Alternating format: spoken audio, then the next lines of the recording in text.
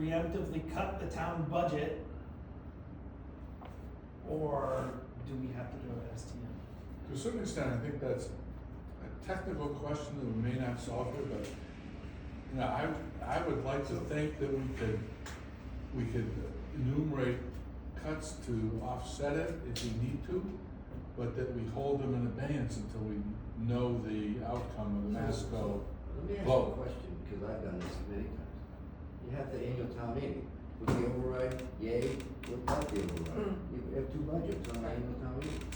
And if the override fails, you already made the cuts. I agree with him. So I would Well, we talk may- That's what we about, did at a special town meeting, I right? don't want. Well, we special may, meetings. I mean, you can talk You know, about. I don't want special town meetings. yeah, we So- may want more than one override. I mean, if Essex has an issue and Masco has an issue, we may want two. Well, then that gets a little more complicated. Yeah, Or two Health votes, is- we think we have to deal Or- with three. or- Or health insurance goes crazy. Once you go past one, forget it. Yeah, if health insurance goes crazy again, we could end up with town and Masco. Yeah, no, that gets I too don't know. confusing. So we have to defer that. Okay, so we're gonna defer choice of how to choose cuts if we need to until the point in time when we know what those, Okay. what the size of the cuts need to be, Okay. right? That's a consensus? Yep. And then, so now we're on to Little Roman 7, which. Yeah, is there a consensus to do that? Little Roman 7? Yeah. Kevin and I have talked about it, and I'm in support of giving them the accounting and budgeting responsibility for their share. I'm not in favor of two different policies, still have one Oh, right. policy. Yeah. We wouldn't be able to split the policy. You couldn't, Yeah. I mean, is that No. something that? So is that, what do people think about that? I agree.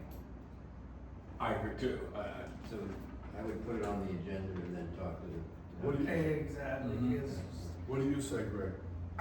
Kind of ambivalent, I mean, it's just a shell game, but, you know, That's it true. doesn't solve any problems, but it sells a Yeah. little bit better. It puts the responsibility where the consumption is. Yes. I mean, it's Yeah. kind of typical. Yeah, is it really? Yeah. Yeah. Yeah, What do you say, Raphael?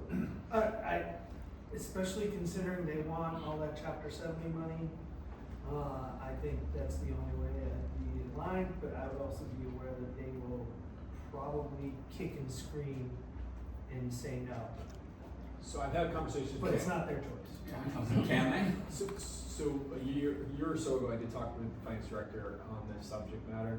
and, Talking about Greenberg? Mr. Greenberg, and he did indicate that it didn't matter to him either way, and I Oh, believe the okay. superintendent's actually shared that.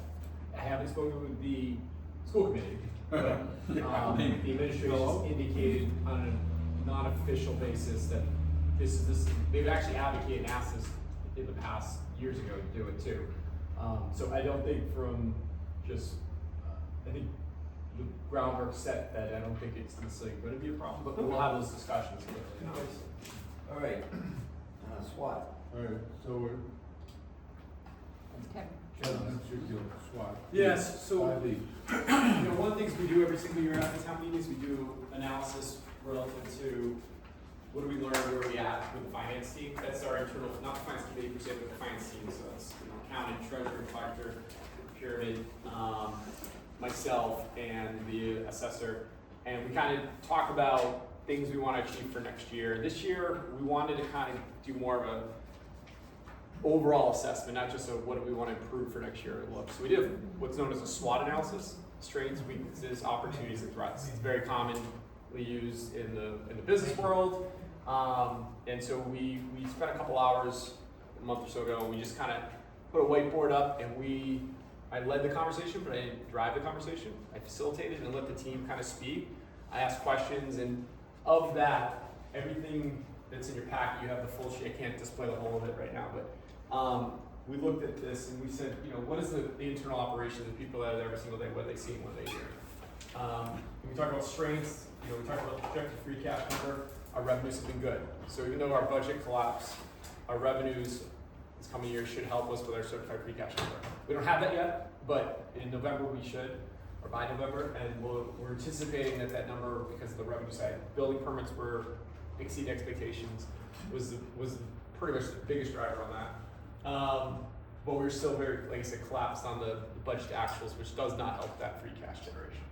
Reserves, we're very healthy on the reserves. We dipped into them, but didn't go below the financial policies 2 years ago. And then we replenished this year those reserves back up to above the baseline where we were before. Our people, we mentioned the revenues. Our people and our culture was something they listed. You know, that's coming right from the team. You know, we do have a phenomenal team. We do. They work really hard. We built it. You know, we bring people in and believe in what we're doing, believe in the service we provide, and they come every single day working really, really hard. So that's something that helps us when times are more difficult. People are willing to pitch in, willing to help out. It's not sustainable long term to ask people to do more than what they have capacity for, because we mentioned burnout earlier, but you know, people are willing to say, how can I help when times are tough, which is great. Select board support, you know, we feel your support, it's important to us. The fact that we're here today is indications that you support what we do, generally speaking, and the work that you do. And the bond rating. We have a AAA rated bond. We'll talk about this next in a minute, what that means, but just say this, there's nowhere to go but down. Or you're level or down, right? You know, I don't want to get through all the weaknesses and threats, but you know, there's, you know, obvious stuff we've already talked about, money going away, resources in certain places. We lost the rec department in its entirety.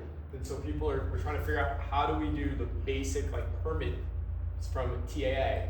You know, I'm shoveling this to people that don't do that typically, and it's not easy, but we're working through all that. Fire, we're razor thin with the 24, but we still have that, and we're looking at, you know, that third firefighter that didn't happen. That would have been helpful, but here we are.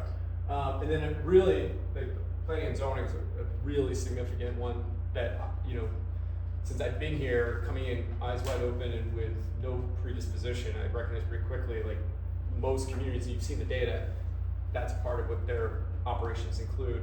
We don't have a planner. We don't have, right at the moment, even administrative support, but administrative support is helping with the basics for those boards, where other Board of Health, Conservation, they have a full-time agent, a full-time director, and an admin assistant. And that's not because they're bloated, it's because there is technical expertise and that can support the efforts of those boards. Which bullet is this you're talking about now? I'm under weaknesses in the second bullet. And then, you know, there's other things. We talk about the tax rate perception. We have tax rates high because the values are lower. And we have no levy capacity. We talked about Boxford earlier. Like, they can just dip into their capacity that's already been approved without asking for an override or a vote. That's a weakness of us that we don't have that because we're up against it every year. But we're nimble and we work really hard to try to achieve a balanced budget. Threats, you know, beliefs that create misconceptions, you know, without people engaged. I think that's communication, right? That's people not necessarily being fully involved and present and asking the questions rather than in making decisions or create narratives that might not be informed with data or informed with conversations with people. That's why I'm grateful people came today, so that they can hear what we're doing and what we're up to. And, you know, threats of high taxes, that's one of the biggest things we hear from people. And then, you know, override for fiscal 28, the debt at Masco, threat is our bond rating. You know, we're going through the process we'll talk about in a minute, but the bond rating can only go down. So there's not an opportunity there. And then kind of ending with this, just the opportunities we talked about with the financial policies being updated. That is something we're working on. We'll talk about that in a minute. And then home values increasing. The assessor seems to indicate that that could be something, if that happens, there'll be a reciprocal adjustment to tax rates. So when people look at the statistics of the 33 communities in Essex County and they say we're number 4, whatever the number is, those other communities that are by what they pay for taxes might be the same as us or even higher or lower. That will average out and be probably more representative of what comparatively what people pay for taxes.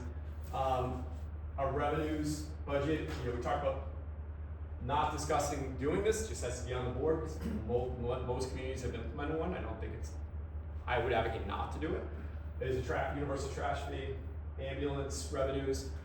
We just approved raising fees on them. It's for the people that are on health insurance, that the health insurance companies will pay back a higher rate. Building rentals, we just approved the rate increase for building permits to get more to the market a couple weeks ago. So we're working on like these little revenues that aren't going to move the needle for taxpayers, but in aggregate, it does hopefully have a positive impact.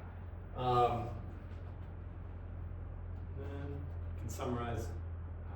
Well, that's the threat analysis. You've seen it, or the SWOT analysis. You've seen it. I don't know if anyone has any questions on the work or how we came up with the information we came up with. I had a question. When is the decision coming about, increasing your revenue assumption? At what point do you see that as a discussion? Today. Okay. Or I mean, that's Well, we said no votes today. No, but I mean, discussions. but I mean, given, obviously, the higher revenue, the less free cash you get. But is that something that you think that you need direction on, or what? I think what we're doing right now is that with the financial policy work, Right. that's the discussion where. Okay, so you're in the middle of That's that? happening right now. As we speak. Okay. So, the recommendation, whether it's formally in the written policy, I'm not sure if it will be in the written policy, but as part of the narrative as we go into the budget season and the policies being worked on, is we'll have the right people in the room to have those discussions. Does it make sense to bump it to 85 and it might just be a general conversation that we look at in the middle of the winter when we start getting all the other budgets in and we're looking at how do we balance and not ask for more money from the town. And that might be a place where a lever to use. I want to make sure on the threats I go back. PFAS is a big one. We know that's a threat. It's real. It's gonna. Feds and state are mandating significant investments from towns and cities. We'll talk about this a little bit later in more detail, but for right now, I just want to make sure. And by the way, I put these at italicized because these are ones I added after the fact. Just so you know, these are Kevin putting these on here. The team didn't put those on. I put them on, but I thought they were relevant to put on there too. And then going back to opportunities, we get a lot of grants. We do a really good job of grant sourcing and success rates. That helps us. That's helped us over the years not ask for more money. But you know, zoning updates, economic development, and growth, those are things that we can certainly look at as opportunities. But it's hard to do that without those resources in the department, or the department doesn't exist to help us with that as well. You know, it was brought up. Go back to schools. You know, right now the schools, we mow their lawns, we plow their driveways. There's a lot of work that we do. Not suggesting it's something we start doing per se, but something we, like I said with the trash, we just have to put it on the board. It's out there. It's something that some communities could do. And then grow ambulance services with regional and more revenue. There's some opportunity there to discuss. Although in the moment, I wouldn't necessarily talk about growing the revenue right this moment. It's more what do we want to do with the fire department and staffing levels and with what we have, because obviously we don't have more growth opportunity at the moment. Is it worth talking about at some point this fall, other sources of revenue that we don't have that we might contemplate? Do you have a suggestion? Well, what we heard from the Eastern States Exposition about, or what we heard about them. Where we got that meeting set up. Yeah, somebody told us that the Eastern States Exposition pays 1 or 2% of their revenues to West Springfield. Can I ask a question that I've heard? So you might have a fair in town, is that? Does the fair pay any taxes? They pay. Yeah, Yes. absolutely. Of course. So I'll just dispel that. They're I think our 6th highest taxpayer in the town. Okay. Number 1's actually Great Hill. And I see you guys, how we're the fair pays 100% tax on 100% of their property. They have a 25 or 30% discount on the agricultural spaces, such as the bee building, the flower building, anything that's agricultural, and that's usually that little horseshoe area in the front. Those are at a discount, but they still pay taxes on that, and they pay 100% of the tax on like the parking lot and the midway in that area. So I know there's It's on a voluntary basis? paying taxes. Yeah. No. They're not a nonprofit, that they wouldn't be otherwise exempt? Nonprofits aren't exempt from paying real estate tax. Yeah, the portion Sales of tax, their, sales tax, yes, not the real estate. portion of their activities that are sort of their nonprofit mission that Kevin's talking about, the bee building, the flower building, during the fairs, yes. But during the rest of the properties and non-fair times, no, they pay taxes, compulsory basis, right, Kevin? Yeah, And they cover the public service Yeah, I know. portion with administrative fees. Right. And that discount that they receive, is that, because Topsfield being kind, or is that a state or federal mandate? Because they're a nonprofit. It's agricultural. say that, sorry, Mr. Simmons. So you said that they get a 30% discount? That's by Mass General Law. So That is- anyone who has, by definition, can be called an agricultural property, can submit to the assessor for discounted real estate taxes, and then it goes through a formal review process, and then a decision's made whether or not it's eligible. And if it's eligible, they receive it in the future tax bill date. They don't get retro if they don't apply for it. It's at the time of the decision. So that's just sort of a big high level. We talked a lot about budget, right? That was the first part. It was important. I wanted to just make sure you heard sort of what the team's thinking, and sort of all more broad, general, high level thoughts. So one of the things that I think is super important and a priority of ours is 2018, December 18 was the last time the town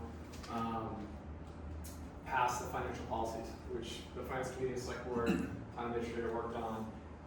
It was about 26 pages long, and it was, Was that the first time we've done that too? Have a documented policy? I believe so. And it was right before they took out debt.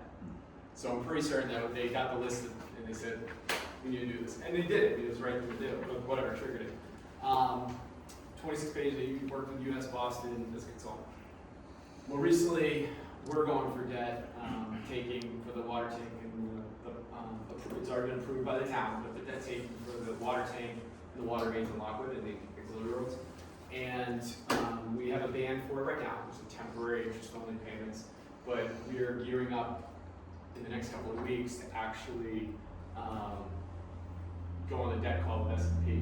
But before we did that, we wanted to make sure we brushed off our financial policies and started to work towards making sure those are updated and accurate. So what I just gave you, it's not on this deck, is we had our first meeting with the committee made up of 2 finance committee members, school committee, 2 select board representatives, our finance team, and we met early this week or last week, early this week. This week was Tuesday.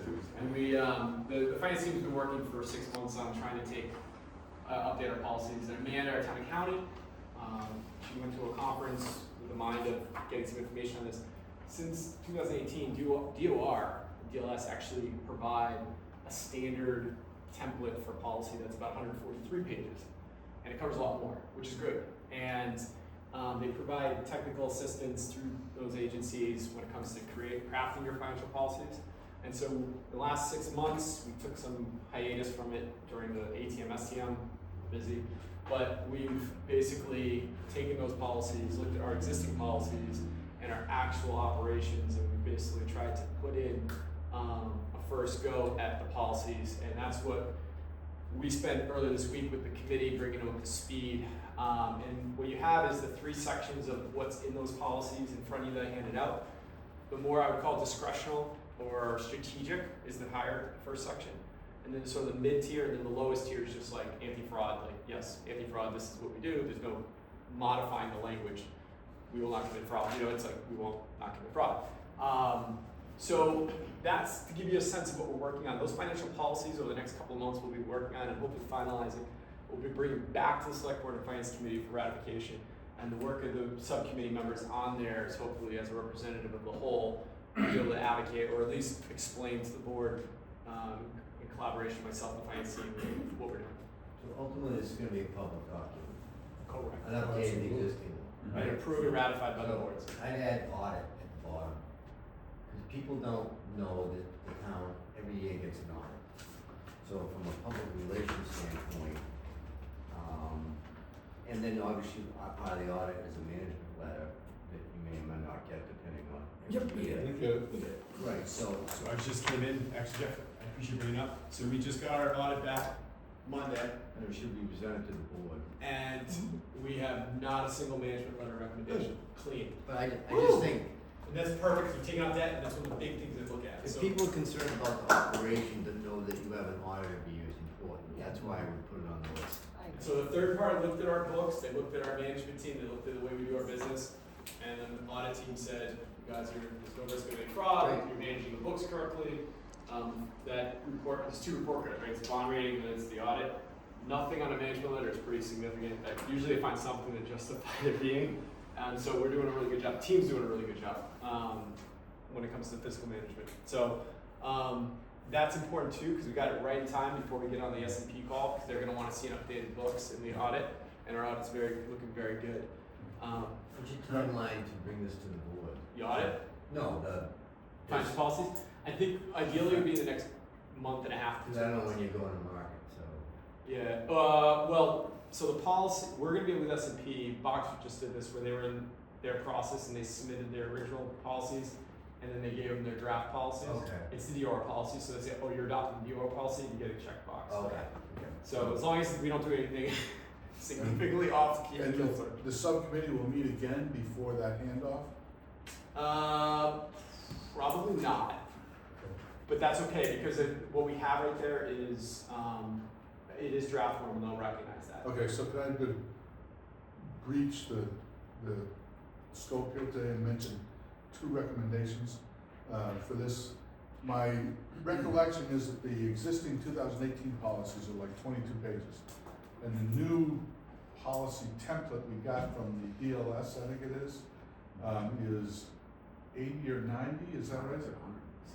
100 It's something? over 100. Yeah, so A lot of I'm thinking it would be great if we could keep it under 30 and not go to 100 plus. You need a policy on paper. No, so if we're gonna adopt the DOR policies, which is a recommendation, that's what S&P wants, they don't want you just taking things out of that document that are standard boilerplate, because they'll look at that as not as a positive, so we can talk more in the subcommittee room. Yeah, But I don't know how I- you manage from 100. Because then you have a pages. summary. But in the Executive second, summary there. Okay. Every community that takes the DOR one, it's not really like an arbitrary thing. the second thing is, I'm been recommending and going to recommend that we don't tighten any of the financial dollar denominated thresholds or strictures in our financial policies, that we, even though we're adopting a new template, that we keep the same Like X% for. yeah, the same Whatever. it is. financial thresholds and requirements So I think that's from gonna the be, existing it's policies. gonna be a subcommittee. Because if we present a draft to the S&P that tightens up 3 or 4 things and we later decide, gee, that's not manageable, then, we've got a problem. Because we showed S&P, So it'll be right, what's gonna happen is when I get in a call in 2 weeks with them, they likely will, we're gonna submit a bunch of the questions in writing, even though it's alleviate a bunch. They'll, might on the call say, so we saw that you are working on an updated policy, is it the DOR standard? Yes. We're in the process, we have a working group, we have a FinCom, select board, finance team, and we anticipate next month and a half to be completed, but it is in draft form. That's it. And then if, at that moment in time, that is all accurate, and if something changes after, just like if you get your bond rating and then all of a sudden an override doesn't pass, or something affects your bond rating later, they're not gonna come back and say, well, you should have told us you weren't gonna get an override or something. So I don't think from an impact standpoint that if we submit the version we've created, which does align 95+% with the old policy right now, that's what we did. We kind of tried to incorporate as much as we could. If something slightly changes later, we have no legal issues, there's not gonna be like misrepresentation, because so we'll have full freedom to restore our existing thresholds if we want to. it's already in. So the revised first version takes the 18, puts it in. There is a little bit of wiggle room in ranges that we can modify as our discussions roll out in the next few weeks. But that's not gonna necessarily affect our bond rating, because they're gonna look at our 18 and say, that's your existing, that's what they're going off right now, and they're working on updating it to DOR. One of the things DOR looks, or the S&P looks at, this is what multiple financial advisors have told us, is that they look at new management teams, don't just take the old policies and implement it, they do a review when they come in to see if it's still relevant. And so the expectation is that you are reviewing it, and you are gonna basically make some changes accordingly, because times do change, film's 10 years. The environment's a little different. Okay. All right, just as long as we're not losing our decision-making flexibility. No, that will not bind us to anything in our policies. Okay. So those are the financial policies, more to come on that. And then kudos to Morgan, our treasurer, who's and the finance team doing a lot of work on that. But there's a lot of prep calls happening right now relevant to the debt. But on the financial policies, that's more to come on that. but we're probably about midway through the process. As for the debt I referenced, it's kind of intertwined with the financial policy piece of it.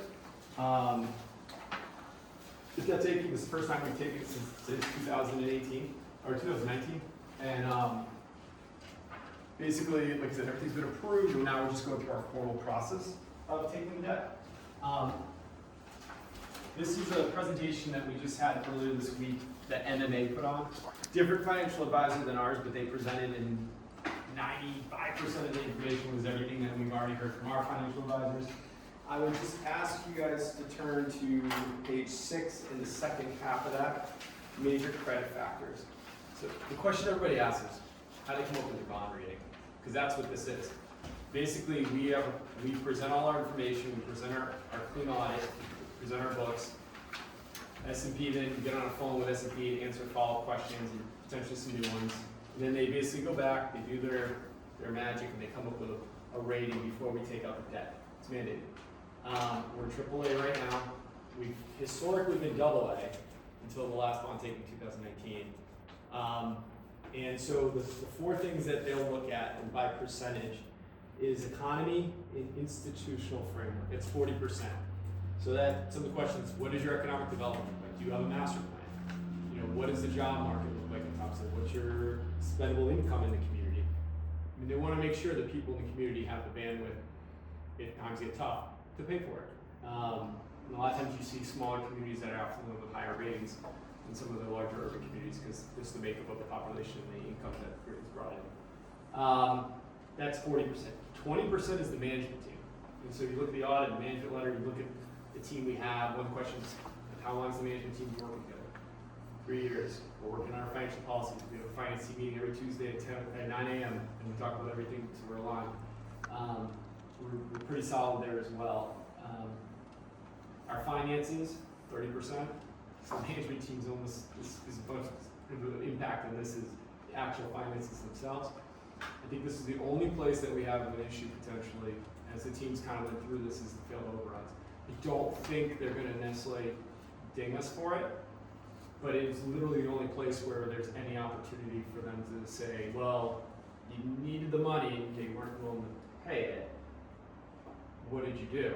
The answer is we found savings, we found efficiencies, we did everything we could to still deliver the same level of service or close to.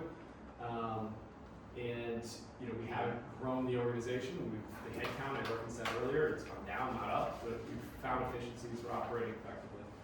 Plus you restored your dip in your reserves. 100%. That was one thing we talked about our financial advisors, the fact that we did that. That's why we waited and took the band out for 6 months because we wanted a new audit and we wanted to replenish. Okay. Because we took it out last year and didn't do the ban, Yeah. we would have not been as in the good light that we are as much. Right. Okay. And then debt and contingency liabilities, like what are our obligations right now? You saw earlier slide, our debt's gone down because this is the first time we've taken out debt. So we're not over leveraged. So that's one. And this is being paid by an enterprise account? Yes, it'll be in the water. So that even helps you more. Yeah. So you have a revenue source. So that is so right now. Like I said, we've been prepping for months for the S&P call and getting data. Our financial advisors are working directly with S&P and through Morgan and our finance team to get information. This call is going to be a big one. It's exciting. It's also nervous, right? When is and- that called? I think it's the first week of September. And this is just related to the pipe, the water Water main main. debt and the tank. Yes. Correct. Yeah, but if other debt comes up, hopefully you're still in a good position. Yeah. Maintain your rating. Yeah, when the PFAS project hits. That's a whole other discussion. There'll be more debt, and that's one of our stuff we'll talk about. But so I just want to give you guys update on the debt. That's a major part of what we do, and the team's working really, really hard to position ourselves the best we could, even up against some uncontrollable things that have popped up. But we've done really good work over the last handful of years to position ourselves well. So financial advisors have said we don't see anything that should negatively affect you. The only question would be is how much they weigh into the funding question this past year. But I don't think it's going to, hopefully won't make that would be the only thing that would drop us from a AAA to a AA. And I don't think it will. Hopefully. In going from AAA to AA, the numerical ramifications, according to that chart, are what, 0.1%? Yeah, it's money, but it's not like we're gonna be paying millions on top. 0.2? Double A and triple A are kind of very close in the difference in the basis points. It's not about the money, it's about, being recognized. Mm. You had a great financial plan and team, and, you don't control the economy, but the idea that you have a AAA rating is that you're on top of your game. Oh, yeah. I'll But pat for me, them on it's the about- back all day, Yeah. right, I don't need Moody's to tell me that. Yeah, No, but it's you just- 25 basis points, and for me, it is about the money. You don't wanna pay that, if you can avoid it. Sure, no, I 25 know, basis points at 10 million, adds up. 20 years. on 1 million, or for PFAS. Yeah. Okay, Cool. Excellent. Yeah, one of the last thought about, just wrap this one up, is,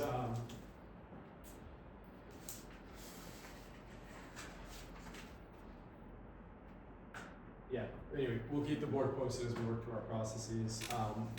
And I included like the first pages of the financial policies that we've been, the DOR, just to give you a sense, because you all seen the 2018 policies or what the document kind of how it reads and the red lines in there, just give you a sense of what we're doing, and it has the index in there to show you the different categories.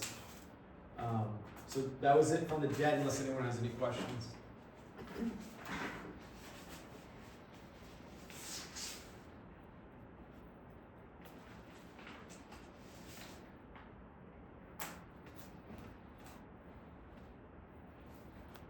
I think we got through the budget and finance management. So on to 6. Okay. 6. Which is, Town services. So my primary question, just going through the agenda. What is it about these things that we are discussing? Why they, yeah, I was at that same point, I never really explained it. So as we were working through the detailed guide here, came after talking with all the members and what we wanted to talk about. I mean, there was an emphasis on the budget, obviously, but I heard other things about like the master plan, and I heard things about sustainability. And through those conversations, communication, those are all our goals from the last 5 years. So I said, let's just put here what our goals are and tackle what we're doing within them. So budget finance is one of our town goals. Town service is one of our town goals. Resident amenities and constituent services is one of our town goals. Economic development, sustainability, and communications, all Okay. individually. So this is the purpose of having these in here, is just to say, these are what historically have been our goals, how are we doing, where are we at? Because they do cover basically everything in our operations, and or at least can be the point to derive questions out of. So is there any presentation on planning and zoning?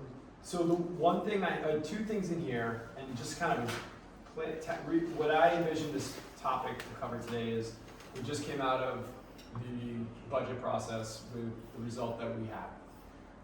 We've been making the adjustments that we said we were gonna make, very transparently, and the impacts have been what they've been, both externally for the community, which is composting, but also internally in less coverage at the window and not having that next person in the fire department available to make sure we have staffing members.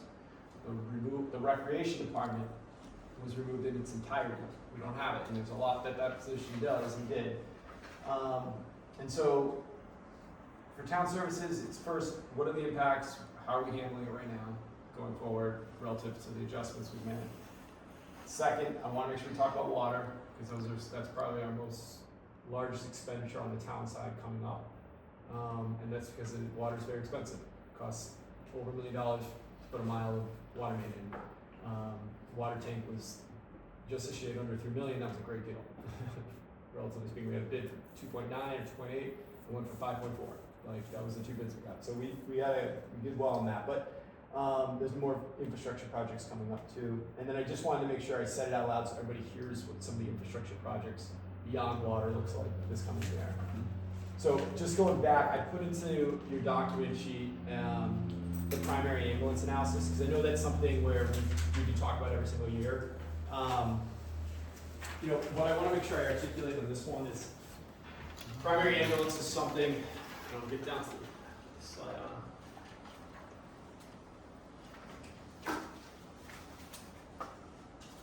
Alright, Alright, so primary ambulance, so Town of Topsfield started ambulance service in 1999.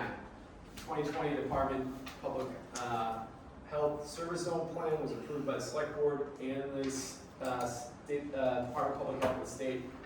What year was that? Topsfield's run an ambulance since 1999.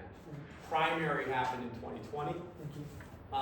with the approval of the Select Board and the state making Topsfield the primary transport, designated primary ambulance service provider, and the primary transport ambulance. Since that time, we've staffed up to the 24/7, meaning that we have 2 people in the station scheduled 24 hours a day, 7 days a week. Part of the reason that is the call service has changed over the years. It's really hard. We had a lot of long-term call guys who were showing up. They could, the work allowed it. They were retired and they're coming back, but there's a mandatory retirement age for firefighters, police officers, so they can't do it forever. Those people aren't available anymore, and the people we've had aren't able to, whether they're working or family or whatever it might be. And we're seeing it across the region. You know, West Newbury, I believe, it was West Newbury just laid off all their call firefighters within the last month. Ipswich did it a year ago. And the reasons for that is if you're putting good money, not getting a result out of that. And so Chief and I have been working over the years to say we've got to professionalize, we've got to have the coverage because we're talking about public safety, public health, and that's literally our job is number one in my mind, is to make sure people are safe. That's it. I mean, it's headline and everything below it. And so what we did by going to the ambulance service is now we have revenue coming in to offset those 4 firefighters that were added on. So think of it this way. If we have a private ambulance sitting have the same level of service in Topsfield, we're paying for them to staff that with the same 2 EMTs, not necessarily paramedics, but at least 2 EMTs, 24/7. There's a cost associated with that. And they're not responding to fires. So with us being able to go into a fire, putting 40 firefighter paramedics on, we now have 20% coverage for fires and the ambulance. So you kind of have that extra for the fire purposes of it. So I'll just drill down the math on this. I just generalized. I said we did a P&L last year. There's a little confusion on that because we were taking pieces of chief's salary and we were trying to achieve 2 things on one document. Does firefighters and the ambulance service cover itself, and the other was, do we offset the cost of those firefighters? The answer is, it depends on how much revenue we bring in. But historically, we've had enough revenue coming in, and this is fiscal 24 number, which was in the presentation this year that we provided during the budget process, Chief did. That if you just take the gross revenue we take out and you take out the stabilization, it's about 444. You have 4 firefighters. There's estimates in here, but the health insurance, estimated pension, OT cost, 436. So basically, the firefighter component of it is covered with the revenue side of it. And I mean, we can take $10 for gauze over here or $1,000 over there. We can have that debate if dollar for dollar covers or not, but the reality is the service is better, it's guaranteed response, and we've been able to staff up. It's very rare that you staff up and can offset that cost in a municipal space because we're limited on the revenue we can bring in. So they pay for themselves, and in the stabilization, we're able to basically put money away so that we can buy the heavy equipment, the expensive stuff, using the ambulance revenue, or at least a piece of it, not all of it, without asking for more money from the taxpayer to be able to run that service. So there's a lot there. There's been a lot of conversation over the years around it. And I think that Chief can do a really good job kind of digging in the details. And one thing we're planning to do from a communication standpoint is doing a community public safety forum. Basically, chiefs and some of the staff will be presenting this fall on inviting the public to come to talk about public safety, and this will be part of the narrative so that Chief can answer direct questions on, well, how does the ambulance service work, or what happens if somebody calls out and don't backfill that shift? Because then you have 1 person, that's not good. And that was part of the reason we looked for that 3rd person during the days. The way we structured our last union contract with the firefighters is we were 12-hour shifts historically. To get to 24/7, we added a 24-hour shift, which is usually what the guys want. But we left in there discretion of the chief only to still put 12-hour shifts in. That was key because now when we asked for that person, that didn't happen. The idea was that person would be the third person on during the days when we're busiest. So if one person begs out, we're not paying overtime to backfill that. You are paying for the full-time person, but you'd still have 2 people on without going down to 1. Again, for today, we probably spent a day talking about ambulance. I don't think anyone necessarily wants to, but I know this is something that's unique to Topsfield, and it's something that has allowed us to avoid an override over the years as well, by the revenue going to the piece that goes into the general fund, at least prior to staffing up, and a piece of it went in, a little piece goes in every year too. So, yeah. Quick question, the gross revenue, that is what we collected or what we billed? Collected. Oh, We it is. bill Okay. significantly more than this. Right. So what happens is, for instance, like Medicaid is a much lower percentage of, it's a fixed amount. Mhm. So say it costs, our bill would be $2,000 to run you from Lakey Village up to Beverly Hospital. We send the bill in, Medicaid says we'll pay $700 on it. And there's no fighting it. It's like, so that's what we get for revenue. That's a good point to know. And then for the costs of the 4 firefighters, 24/7 coverage, Yeah. all those costs on there are full 12 months worth of costs. Yeah, so as a firefighter at this time, it's comparatively, like union contract, we just ratify a contract. Like this is a moment in time. 65, 761 was their base at that time. Estimated health insurance, I don't know if they all take it, to be honest with you or not, but Yeah. this is assuming they are all taking all 4 are taking full family plans. And then the pension based on that, we put an estimate on it. And then the OT cost, Okay. based on historical OTs, about 19,000, percentage of their base is what we estimate out. When you say 4 firefighters, what shifts are those 4 on? So by adding the 4, we were able to go 20%. So historically, we were doing 12-hour shifts. So we'd have somebody working 6A to 6P, then 6P to 6A, and we'd have 1 or 2 people doing it. It wasn't safe. It's not common to do that anymore. When we went and staffed up, we got to the 20, with the last round, we were able to say we changed that model to a 24-hour shift. We can put partners together and basically have 2 people in the station 24/7 by going to the 24. And so we went through a little bit of a metamorphosis or a change from what the past practice on how shift worked to the 24, but now we're much more consistent with other communities. So when we were on 12-hour shifts, we would have 2 plus management during the day, and then what would we have in the nighttime, 12 hours? I mean, when I started, we'd have 1 person in and out, and there were sometimes 0 people in the station on not infrequent basis. And what happens is For nighttime? daytime too sometimes. Not as often, but nighttime especially. And I fully believe, I think we need not only for our people's safety, but for the safety of our community, having 2 people arrive to make sure if something bad happens. We've had firefighters, people at certain places pulling out a knife on them. You need to have some backup there. You know, if you're pulling somebody up on a gurney, someone's gonna pull their back, you're gonna lift it, a partner, and that's now an IOD claim, right? Like, so, there's a safety component to it, efficiency component to it, and we were hoping is that the call would backfill those shifts, those 24-hour shifts, or even the 12-hour shifts. But because a lot of our more active call members in the last 3 or 4 years have retired out, there's just these wide gaps that have been created. So we're not always, until we had a guaranteed response and a 24/7 coverage, we couldn't do that without getting to 8 full-time firefighters. I will point out, not every community does ambulance.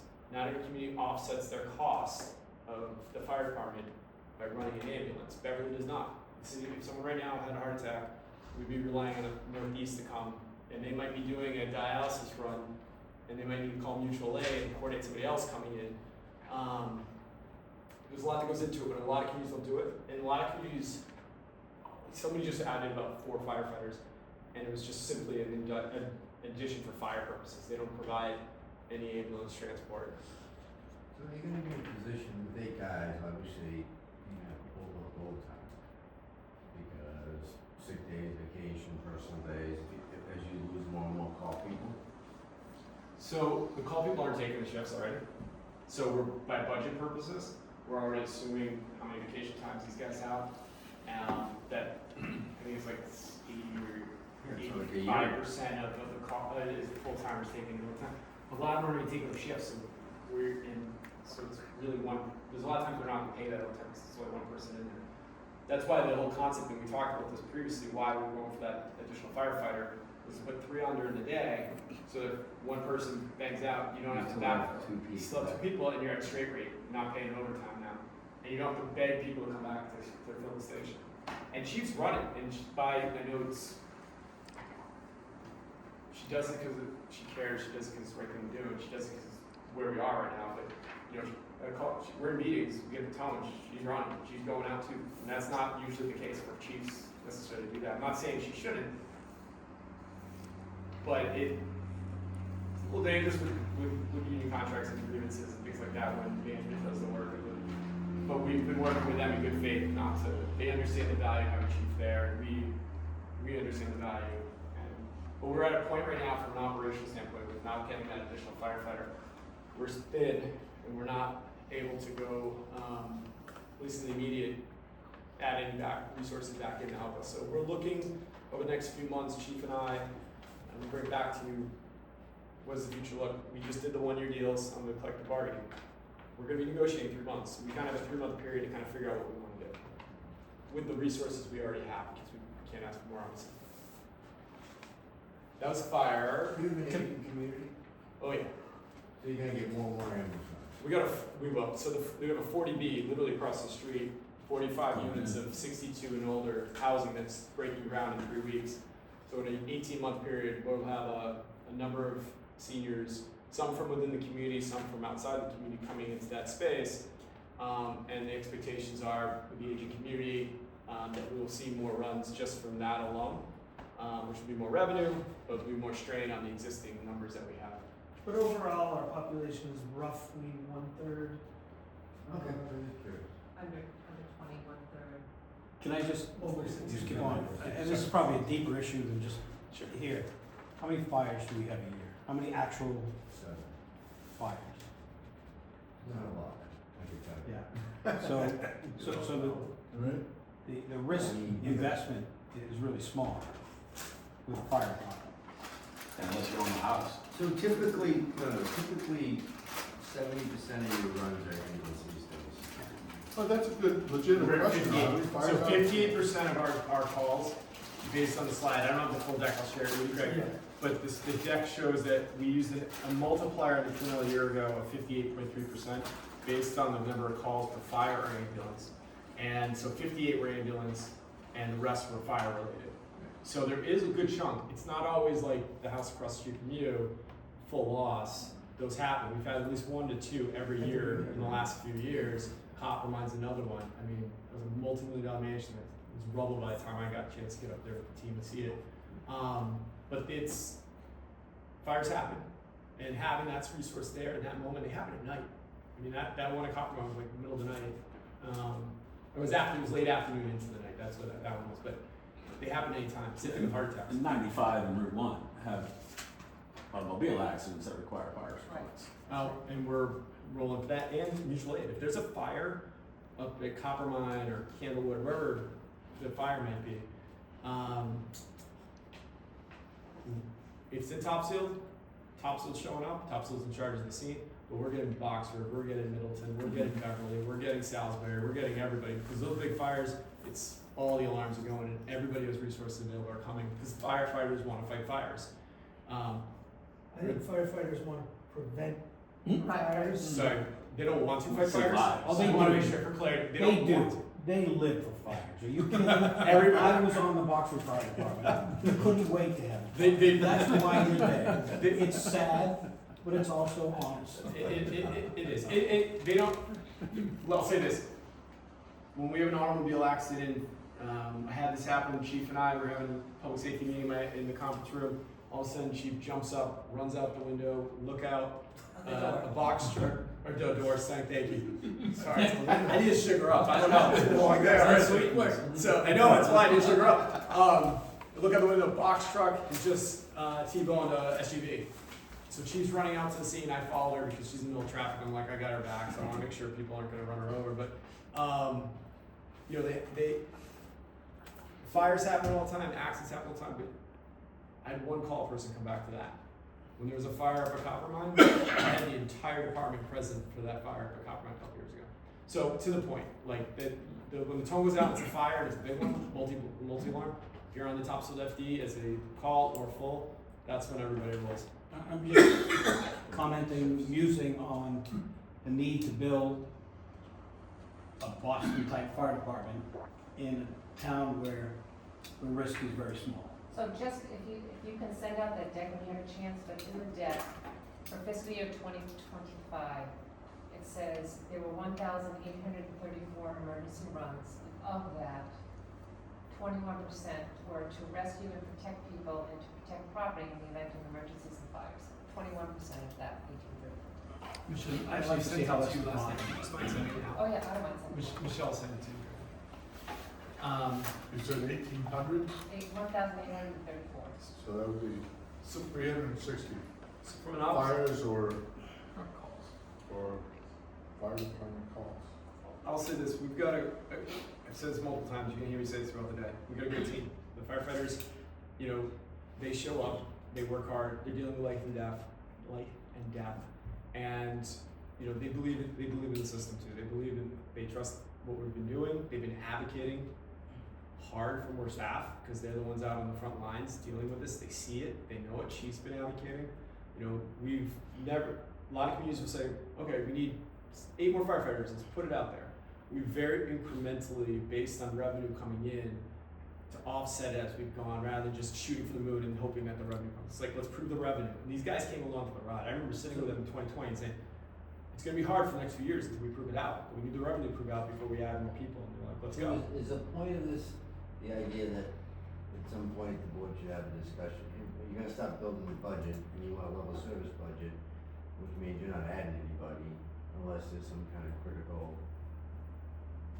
I think right now, the way information. This is information because there will be further discussions on structure for fire department. It's Okay. not necessarily the question of the new ambulance or 24, it's with what we have, where do we apply the resources to make sure we have the safest and most robust coverage. And that's why the 1-year deal is the 1-year deal, because they got it too, they understand. We're all kind of like trying to do this thing together to figure out what we're gonna be. I sent the deck to the whole group.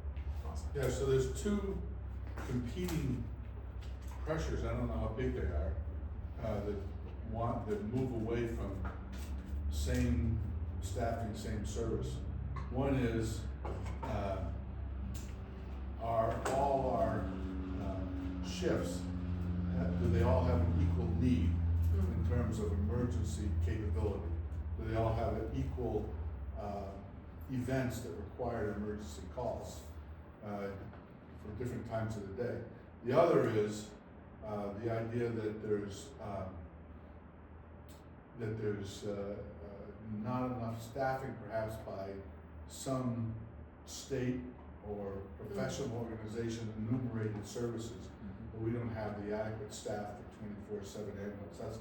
That's another competing pressure that goes in the other direction, which would suggest more staffing. So I kind of look at it like, you know, we added a number of people to hit 24/7, and that's round the clock coverage, and let's live with that while we're under pressure, financial pressure. But that's just one person's opinion. You know, there's others out there, and you will be hearing from them. I will just add last point on the fire, because I know we're a little bit, so is, to kind of piggyback that point is the regional component of it as well. Chief talked about this. Do we take the service zone plan for part of Boxford and get more revenue off to help us generate, like, are we making more of a regional approach versus just a Topsfield approach? Yes. And those are the things that, you know, Oxford doesn't say. those are the things that I have to say Chief's been thinking really creatively around, and things that she's trying to figure out how to navigate, you know, growth of the department at the end of the day. But I'll go back to my last point on this. Public safety is the most important thing we do. And if my loved one's having a heart attack, my loved one's in a fire, whatever, it's really paramount that if we can, we provide those services as quickly as possible to the right people. And we have the right people, and we're doing everything we can to make sure we keep that level of service. So, The second piece I just wanted to talk about was on the town services is gonna be the building department. We did reduce that admin support there, so the window's been closed 4 less hours. I've seen a little uptick of people reaching out saying, hey, my permit hasn't been closed out. And so we're monitoring that. One of the town action items out of town goals last year was to do a survey or an audit of the permit process. I've interviewed everyone but Ray and one other person downstairs, because all the departments that are involved in our permit system, to find out what I include the questions in the packet, but it's basically like, explain to me in your words how the permit process works. Explain to me what works best, explain to me what doesn't work, and what are your suggestions on how to make it better, because they're the people on the ground floor. And I've got some really consistent answers actually on that, and I'll share that at a future date, because I haven't completed it and I haven't drafted the memo. You might want to include that kind of a survey with our permit applicants. Rather than just how we respond, how do they interact with the town? What are their feelings on that? I had a Topsfield business that is a contractor. He asked for a meeting yesterday because a few of his permits hadn't been closed out, and we sat down. And, I really appreciated the feedback. It was a good conversation. You know, he just was like, "Am I doing the right thing? Like, what do I need to do? If I want to be in a bad place with the town?" I said, "No, absolutely not." And I talked to Ray shortly after. He goes, "Nope, we're good. We're on it. You know, there's a couple last things we got to iron out on it, but." Those level of communications, I asked them. This is not the one that Michelle and I were listening against. No, this was That's a different I was one. like, wow, it sounds like that was done. that was an HVAC company that came through, so we took the company, but they were the long time business in Topsfield. We wanted to, make sure that they had the needs. It was productive. And then that building and planning and zoning in a lot of ways go hand in hand. We don't need to spend much time on this because we talked about it extensively through our budget process. People have had different positions, different opinions on what's appropriate and not. I included in here the presentation on planning support. The slide up on the board is literally just the support that other communities that are like size in the region have around planning and zoning. It's very unusual, and Jeff might have some experience in this, that you have a 15-hour admin is your only support for planning and zoning. Most communities have a planner boxer as a full-time planner, as an example. Like community, a little bit smaller when it comes to some of the stuff happening. You're gonna bring this up, and you know this is gonna be a land use director. So are they actually looking for economic development, or are they trying to preserve Boxford's precious open space? So Matt Krugen is a former, he came from that world, land use, planning. He's the town administrator. My understanding talking with him is a planner. They advertise him as a planner because it encompasses all of it. So Boxford is gonna seek out commercial development and put a shopping mall in. Planner is not by definition just economic development. It's a piece of the whole. Like that's part of what planner's Well, it has to be done in a town that is already planned, that is zoned. So master plan right now, there's no one taking that plan. It was approved by the planning board, the town, and had action items. There's nobody running with it. It's just sat there on the desk, collecting dust. We haven't adjusted any of the zoning. We haven't talked about. Is it necessary? That's the thing. I mean, that's the debate, right? Like, I think that the necessity of the support, I can tell you right now, the one consistent energy, every single person interviewed on the ground floor of permitting, whether it's Concom, or it's building, or it's Board of Health, is the need for a planner or something equivalent to, with technical expertise.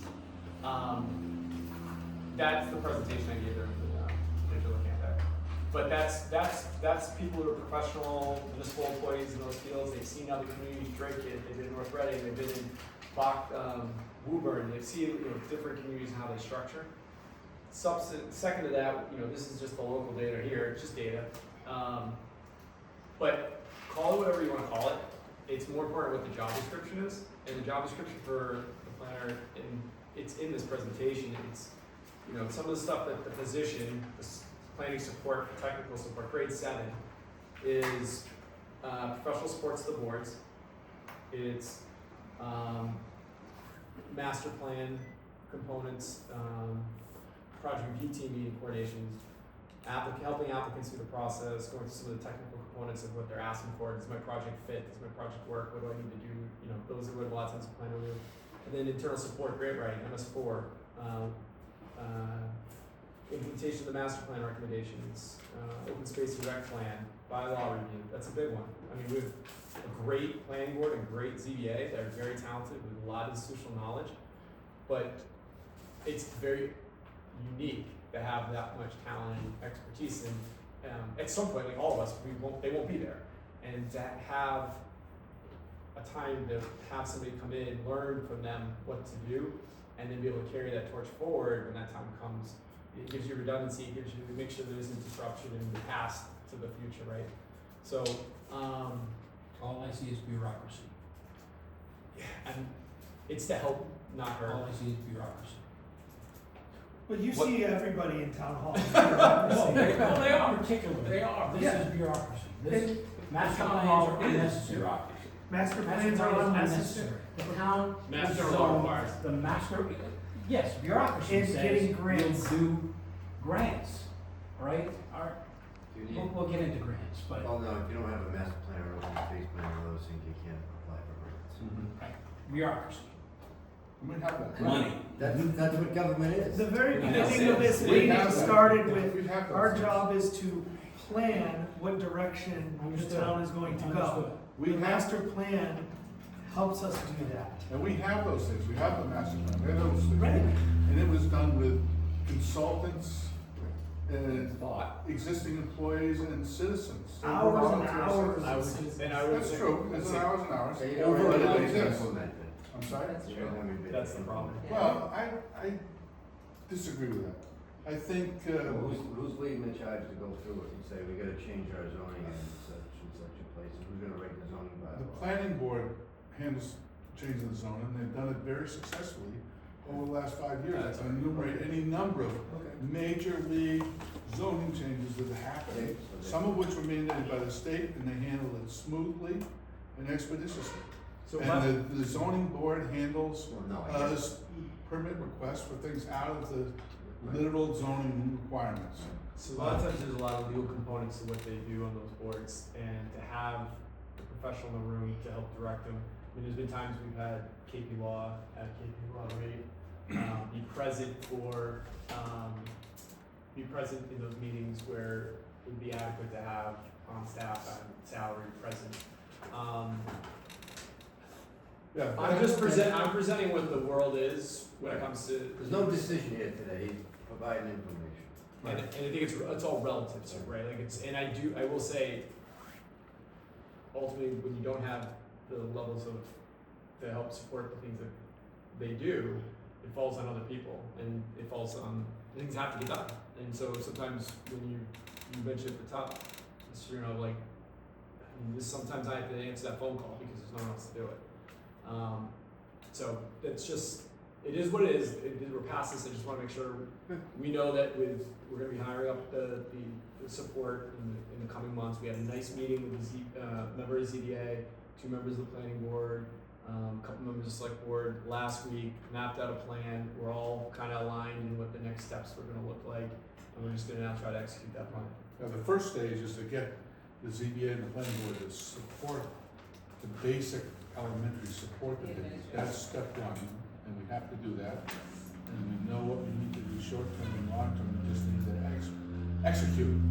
Right, Kevin? Love executing. Okay. What we don't have for the master plan is the person that was supposed to take, as part of the master plan was a master grid that listed out all the independent things we were gonna do by department. Action items. So all the action, we don't have someone that's tracking that. That's the one thing we're. And we've tried to put together a committee to help us, but they're not. Nobody's interested. It's partly that, but partly too, like, they can say, we need to do this, but then there's no one to do it. Even if they can't, if that committee looked at it and said, these are some of the action items, Kev, who's doing it?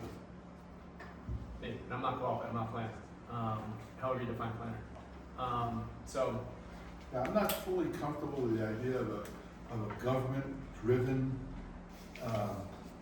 development exercise and social justice exercise. I just soon live up to our own standards and let things happen organically.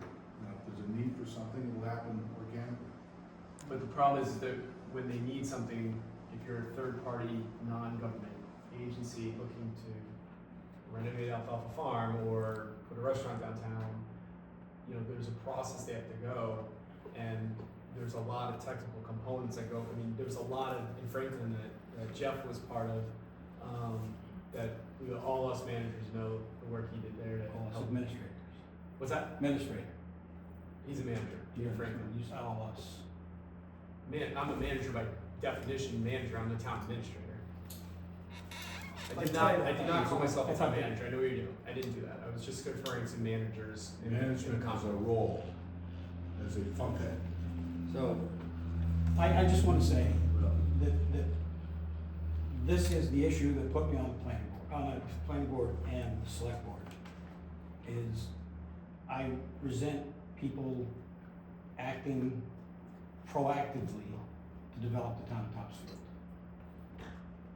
Why is that? Because Topsfield is perfect the way it is. Look, no. You, the first time I met you, sir, said Topsfield was perfect when you were here in the 70s. This is not the Topsfield of back then. So is Topsfield perfect now? Did you ever change, or was Topsfield perfect then and you resent that it has changed? Well, it hasn't changed, really, specifically from the 70s now. You're trying to change it. Things will change. They do. I don't have Exactly. faith that Kevin or a planner or the select board are gonna be in the best interest of the town. The best That's- interests of the town are defined by the master plan, which came from the townspeople. So you disagree with the townspeople? I don't think it came from the townspeople. It came from a very professional system to try to encourage development.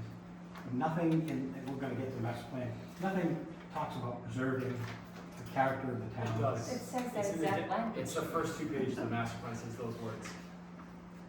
Well, we'll get to that.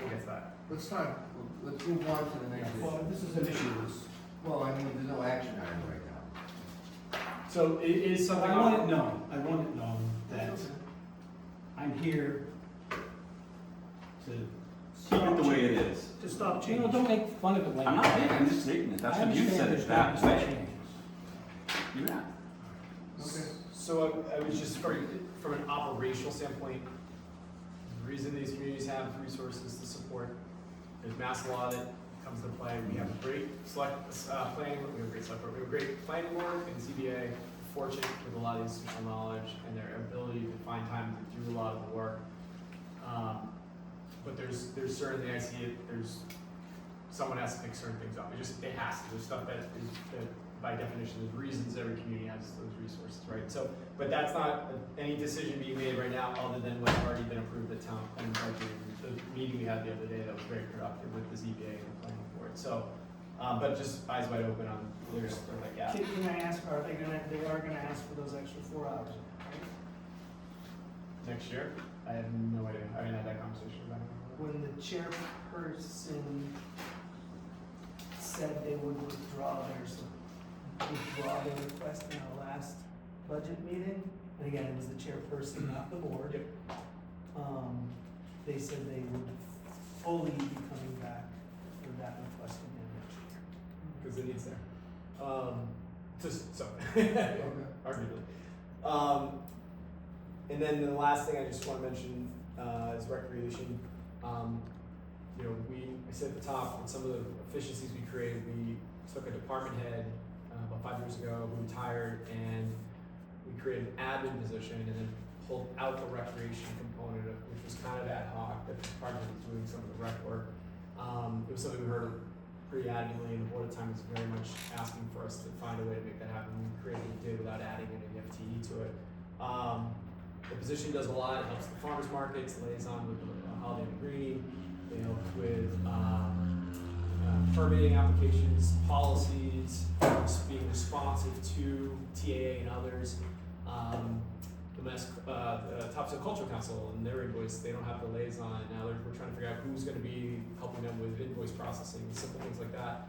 And so I end with that because that's probably the biggest hole right now. And we're still kind of figuring out where all the details are and what we're doing, but we're allocating some of those responsibilities out. You know, we won't let the whole thing fall down, but it's certainly gonna have impacts, and that parlays us into the, when we get to the next section, resident amenities, that's an impact there. Yeah, and let be said that there are differences of opinion that I'm aware of, and probably others I'm not aware of, about the need for all of these things. And that's all I'm gonna say tonight So the next issue is about that. PFAS. Yeah, so that's, we had, Greg, our water superintendent, came in and presented, at our last work session around PFAS, so I'm not gonna, I know. So I'm not gonna spend too much time on it today, other than it needs to be said out loud again, because PFAS is one of our biggest open-ended liabilities that is mandated by state and federal guidelines that could have multi-million-dollar impacts. Did you have PFAS? We didn't know. It depends whose level you're looking at. It depends who, yeah. They're above the technical limits though. Oh, okay. We're in compliance. Between 6 and 12. Water hasn't changed, water won't change, but the regs are gonna change No, I in know, the future, and the reg change could likely push Right, us right. into significant investment. But we are, just to say, at a high level, we are still at the table with the regional task force. That's not gonna be the immediate result, so we are pivoting towards what does our local response look like to be compliant with the laws that we expect to come, but those laws do, so DEP hasn't solidified them yet, and we're still waiting. Right. Dates keep getting pushed out, so we haven't, sometimes we rushed out, spent the money, and then the rules have changed. We're kind of being cautious, so we don't want to overly invest ahead and have something change, but we're also very aware that we have to start moving, so just as everyone still out, we said it the other day, PFAS is gonna be something we're gonna talk a lot about this fall. So likely something will be on the ATM to help us with. They don't have You to. said regulations that we expect. Just to be clear, the feds have issued the regulations, and the states are simply adopting those into their own state regulations. And it will be at least as tight as the federal regulations, or more so, depending on what the state does. So feds went down to 4 parts per trillion under the last administration. Am I right? Okay. And then Mass DEP is required to meet or be more restrictive on their policy at the state level. Usually matches my understanding, but they could go less to like 2 parts per trillion, but they haven't actually released it, and I'm not sure because you know what it's for, but they haven't released yet exactly the timelines to be compliant and what that number is gonna be, but it can't, if the feds stay at 4, then it's gonna be 4 or less, and we're anticipating that's gonna be it. But there has been some federal conversations about bumping that PFAS number up to the higher amount it was before that last change down to 4, which Well, was 7. there's conversations on reverting But back. the probability of Feds. mass DEP going back up, they're gonna still have the ability to, before they release theirs, to hit 4, and then if it goes up, it doesn't matter, you're still at 4 because you can be less You restricted. can just ignore the federal Exactly. version. So it's all. They this- already were more stringent. Massachusetts was at 20, federal was at 80. I thought the Federal feds was went at to 20. 4. No? No, that's Massachusetts. The feds never went to 20? Don't believe so. Feds have drafted at 4. That's But they went from 80 to draft 4. Or 70? 70 to 4. it was 874. 80. They went from, the feds are going from 80 to 4. I thought they had an intermediate level. Anyways, Massachusetts is and has been at 20 for a long time. There is no chance that they will go back above 20. Well, I'd be thrilled if they stayed at 20, because then we wouldn't have to Well, spend. went back up to extra 20 because they're at 4 now, right? No, they have Unless not they formally haven't gone to adopted that, 4. and they have So until, we're at 20. till Fair. 2028 to formally adopt that. Towns have until, It's kind of a heads up. 31. towns have until 2031. Right. So in real round numbers that are probably wrong by a factor of 20, 30, 40%, the rental of a filtration unit is around $600,000 a year, plus maintenance personnel, plus replacement filtration media, carbon. A 30 to 50 year expected life permanent installation could be 10 million plus replacement filtration, sand or carbon and personnel.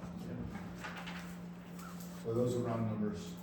So PFAS is Get coming, ready, and get it's, your wallet up. and it's Then not. you can decide when you're not gonna be on the board anymore.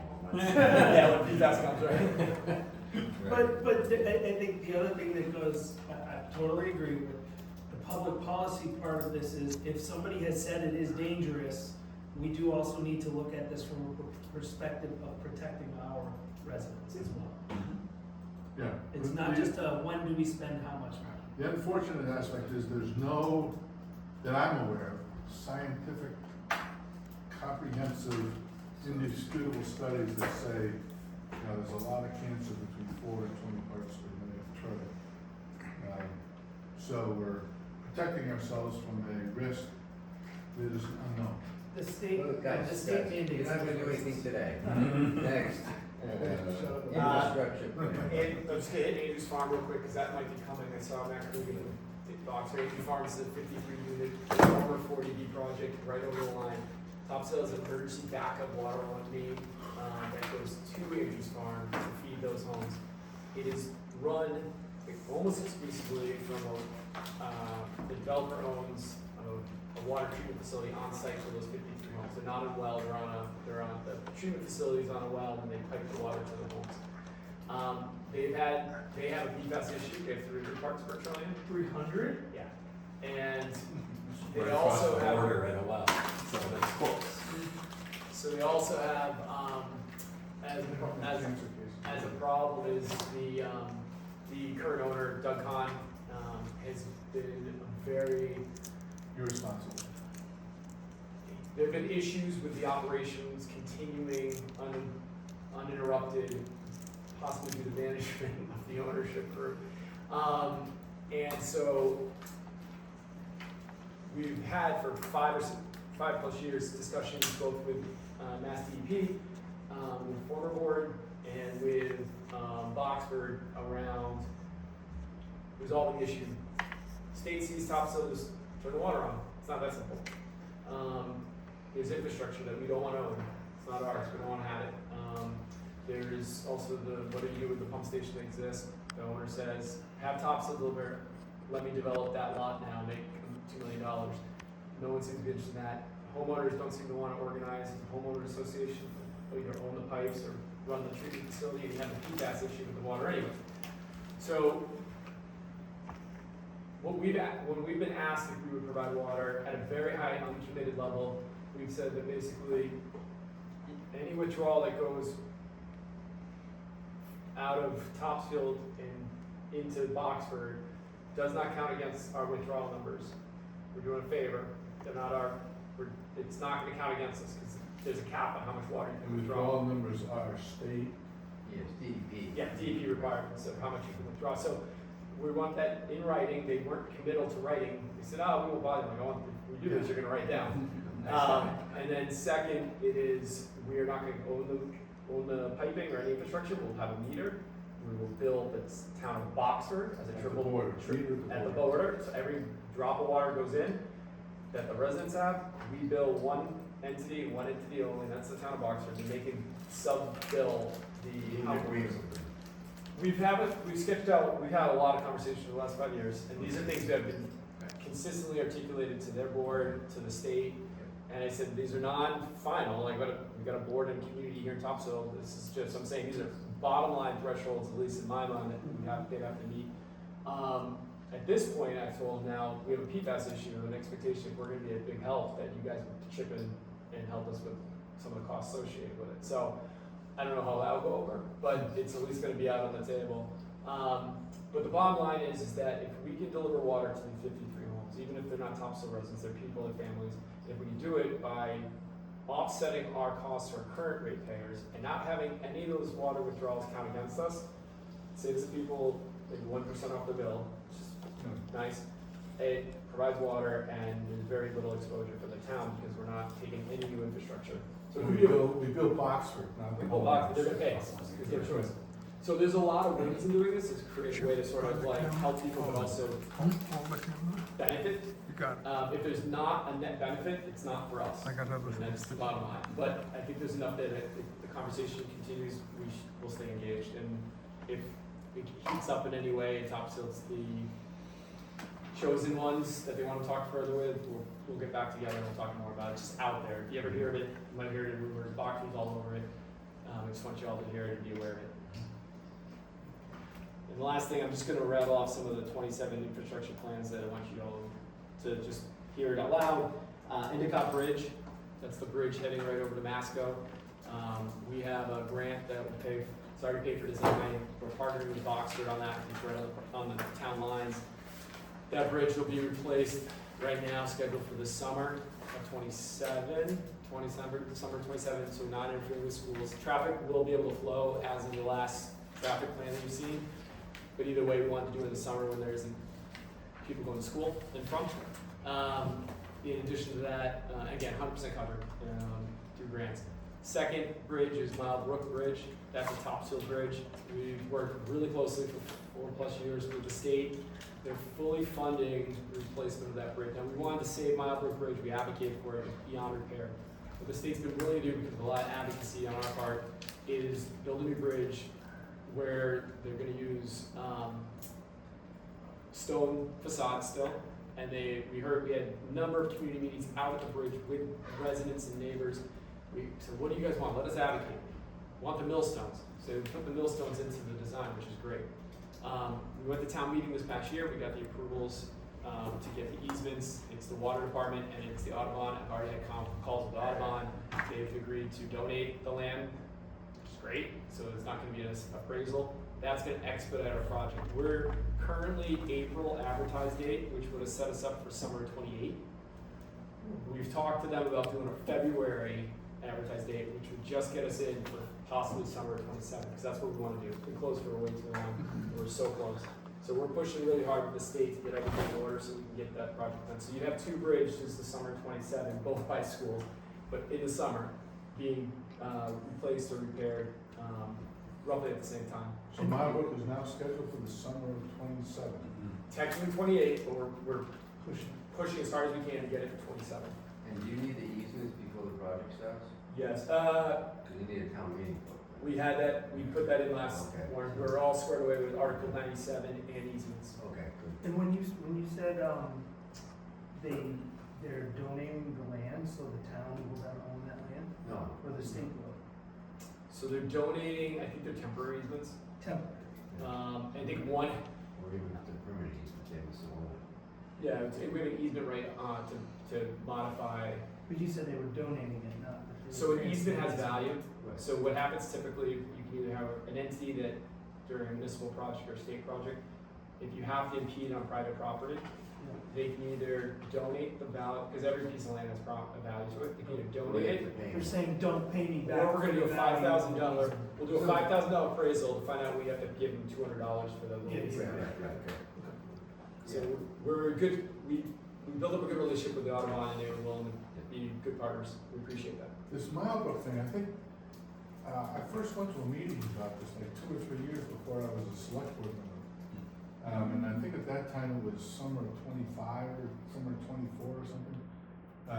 Is this 2028? Is that a hard and fast date we can count on at this point, or is that So it's a tip. continue to subject to push out? It's a tip. Well, we've been doing all the things. The bridge was never scheduled that soon. Apologies. I think the soonest would have been this summer originally, like 4 years ago. Yeah. That was like everything lined up perfectly. Design takes time, 20%, 80%, approvals at the MassDOT, because the MassDOT bridge, talking with the easements, all this bureaucracy.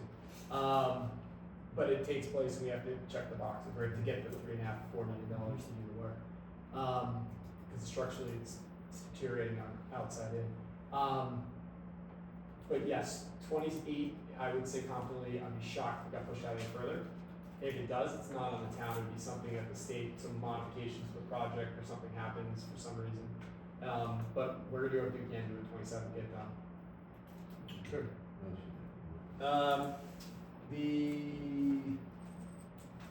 These are just More infrastructure? Yeah, Emerson Homes is gonna be kicking off this October. And that's an 18-month project, so they'll be digging during 2027 throughout the year as well. Summer detours. So there's gonna be a lot of activity happening, right? I just want y'all to move away, like this is the year, infrastructure build, where the stuff that has been in the queue is starting to hit. They're necessary. 10 School Ave, same thing. Those downtown. are both private projects, right? They are, but they're gonna have, temporarily, they might need to close lane on the road, or there's just gonna be activity and construction for purposes, kind of tying it all together, so you'll see a lot of activity in town. And then just by one last, this is just a fun one, it's not really huge infrastructure, but we have the final design for the rail trail garage, met with Joe yesterday. We got final pricing for it, and we're just gonna do the procurement now. Hope is, we heard it's 3 weeks to build the garage, and we're probably 5 weeks to get through the final pricing and the procurement finalization. So we're hoping that it'll be done sometime in October. Definitely before the snow flies. Zoning got done? Uh, Wasn't there some ZBA? we pushed it permits to they the, needed? we pushed it to the front, so it's outside of, for setback purposes. So that's the infrastructure, that's town services, those are the things I wanna make sure we cover today. Okay. 7? So, kind of goes back to the A on town services, the result of some of those reductions of capacity within the organization. There are gonna be impacts, for events, we saw the composting. We have reached out to different organizations, both boards, committees, and private organizations about do they have capacity to help us with running the homegrown market, or help us with, different things that we've done historically, because we don't have the resources anymore with the rec department being eliminated, and, or the composting piece. And so, unfortunately, we've not had success. We talk about, we have great volunteers. People are busy living their lives. Unfortunately, we weren't able to, we had people saying they wanted to, they just couldn't find the time. People we really appreciate.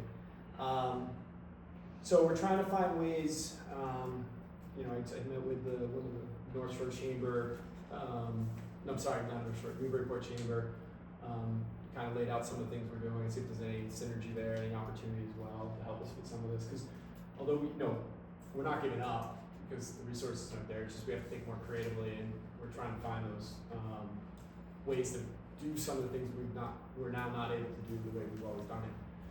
But it's been challenged. I wish again, I understand it, but a lot of times you say, oh, get some volunteers help. This is an example where we really couldn't find the people that were willing to put the time in, unfortunately, but we appreciate all the volunteers we have, otherwise it does help us.